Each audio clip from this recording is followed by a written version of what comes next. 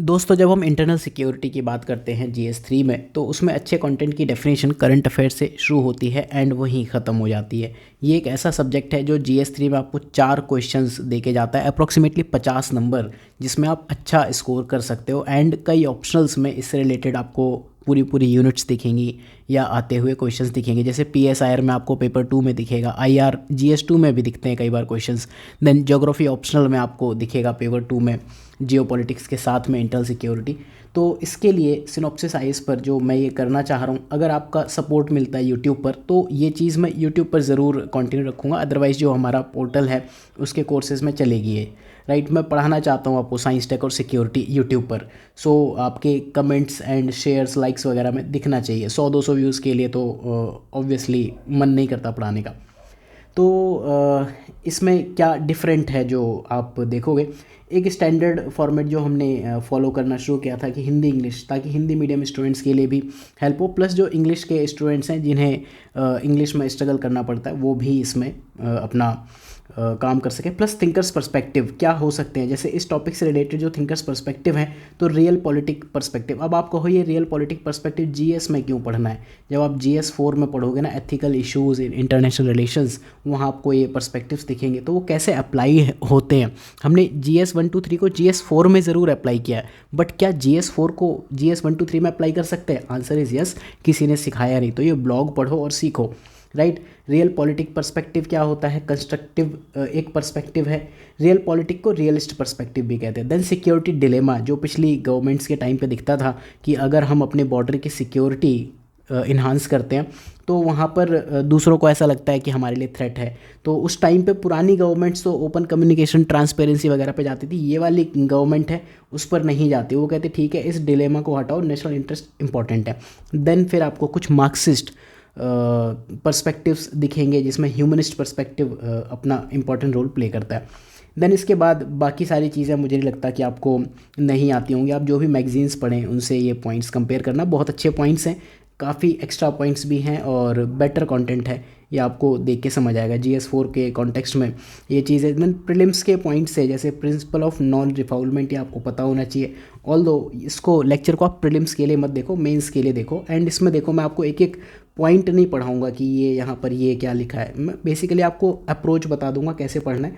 बाकी ठीक है, एग्ज़ाम में अगर आप सिर्फ हेडिंग भी याद रख पाओ तो इट इज़ ओके। तो देखते हैं, सिनॉप्सिस की वेबसाइट पे आप जाना, यहाँ पर आपको ब्लॉग में मेंस करंट अफेयर्स में दिख जाएगा। एंड ऑप्शनल करंट अफेयर्स में भी आपको कुछ ऐसी चीज़ें दिखेंगी जैसे PSR optional current affairs, right. तो ठीक है, लेक्चर हम शुरू करते हैं। सबसे पहले देखो, ये चीज़ न्यूज़ में क्यों है। न्यूज़ में इसलिए है कि ये लगातार इस तरह का, इनफैक्ट GS 3 मेंस में क्वेश्चन भी पूछा है कि इंडिया के पास की जो कंट्रीज़ हैं वहाँ पर काफ़ी ज़्यादा कल्चरल डिफरेंसेस हैं। हमने मेंस आंसर बिल्डिंग कोर्स में डिस्कस भी किया था ये क्वेश्चन। तो उसका इंडिया की इंटरनल सिक्योरिटी पे क्या इम्पैक्ट पड़ता है। तो देखो, आप ये चीज़ देखते होगे कि हमारे आस पड़ोस में काफ़ी सारे जियोपॉलिटिकल इवेंट्स हैं जो चलते रहते हैं, कॉन्फ्लिक्ट्स चलते रहते हैं, जिसकी वजह से इंडिया की इंटरनल सिक्योरिटी पे सिग्निफिकेंट इम्पैक्ट पड़ता है, काफ़ी महत्वपूर्ण प्रभाव पड़ता है। जिसमें वायलेंस की जो इंसिडेंट्स हैं वो दिखते हैं, रिफ्यूज़ी क्राइसिस आपको देखने को मिलते हैं, टेररिज्म तो है ही। रिसेंटली आप देखोगे कि म्यांमार के किसी एरिया में कॉन्फ्लिक्ट हुआ Myanmar army and pro democracy militant के बीच में। तो वहाँ पर फिर 1500 लोगों के आसपास चाह रहे हैं कि मिज़ोरम में शरण ले लें, रिफ्यूजी बन जाएं। तो ये एक जो एरिया है चैम्पई या चम्फाई डिस्ट्रिक्ट, इसको आप प्रीलिम्स के लिए मैपिंग पर्सपेक्टिव से याद कर लेना। अब देखो, ये हो क्यों रहा है, Myanmar army and pro democracy militant, ये क्या भला है। देखो, दो चीज़ें आपको ध्यान रखनी पड़ेगी। एक होती है टर्म सिविल वॉर, एक होती है मिलिट्री कोप। मिलिट्री कोप मतलब जब मिलिट्री कहीं की गवर्नमेंट को उखाड़ फेंके, ये चीज़ पाकिस्तान में आपने काफ़ी सुनी होगी। सिमिलर चीज़ म्यांमार में 2021 में हुई थी, फरवरी 2021 में। वहाँ पे क्या हुआ था, उस टाइम पे डेमोक्रेटिकली इलेक्टेड गवर्नमेंट थी, आंग सान सुन की इनके नेतृत्व में थी। एंड मिलिट्री कूप ने, यानी कि सैन्य तख्ता पलट कहते हैं हिंदी में, उसने इस गवर्नमेंट को हटा दिया।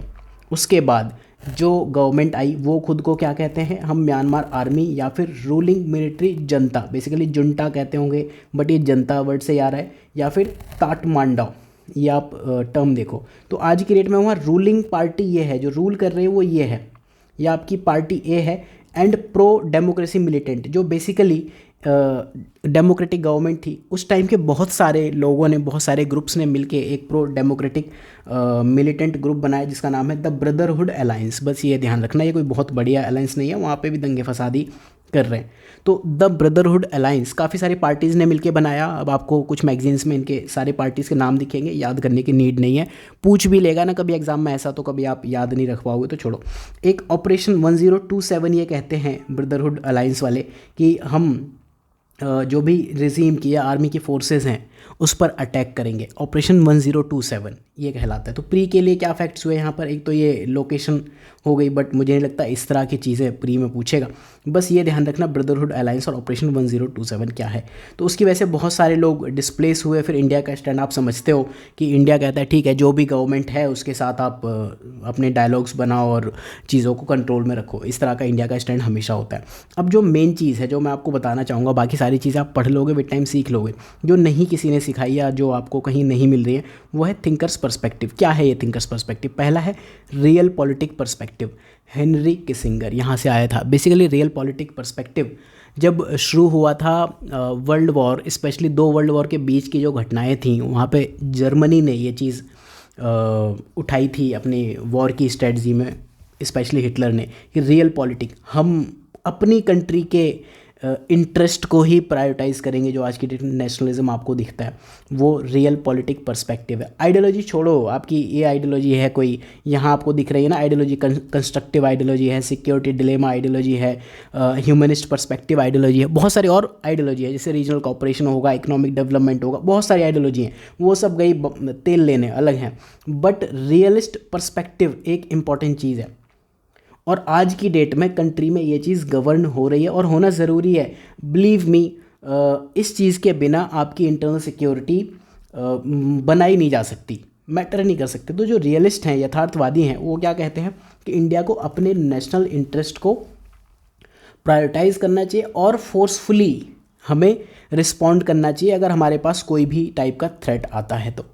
फिर कंस्ट्रक्टिव पर्सपेक्टिव है ये, अलेक्जेंडर वेंड इसके काफ़ी बड़े प्रोपोनेंट रहे। इन्होंने कहा कि कंस्ट्रक्टिव आइडियाज़, जैसे आपने मॉडर्न हिस्ट्री में पढ़ा होगा ना, कंस्ट्रक्टिव प्रोग्राम, सिमिलर वही चीज़ है कि हमें अगल बगल की कंट्रीज से कंस्ट्रक्टिव पर्सपेक्टिव पे जाना चाहिए।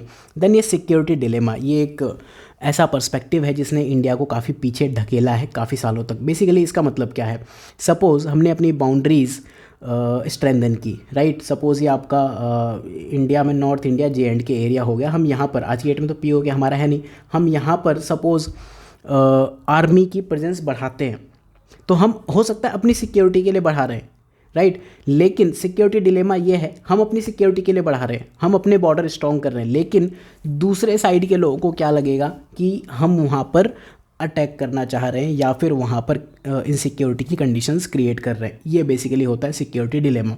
अब तक जो गवर्नमेंट्स थी वो इसको टैकल करते आई थी कि बताते थे कि हम यहाँ इतने लोग लेकर आएंगे, ट्रांसपेरेंट प्रयास रहते थे, जैसे सियाचिन में था, कारगिल के टाइम पे था।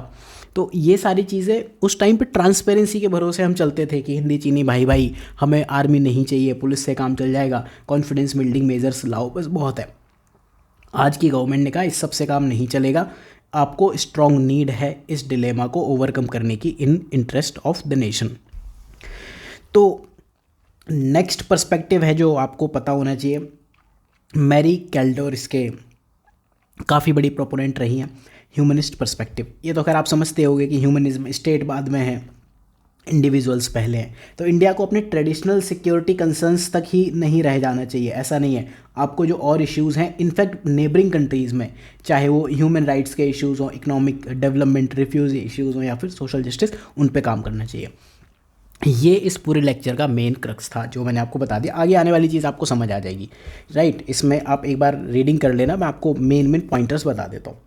इम्पैक्ट क्या है इस डिस्टर्बेंस का? पहली चीज़, क्रॉस बॉर्डर इनफिल्ट्रेशन होगी, घुसपैठ। अब देखो दो टर्म होती है, एक होती है क्रॉस बॉर्डर इनफिल्ट्रेशन, एक टर्म होती है क्रॉस बॉर्डर टेररिज्म।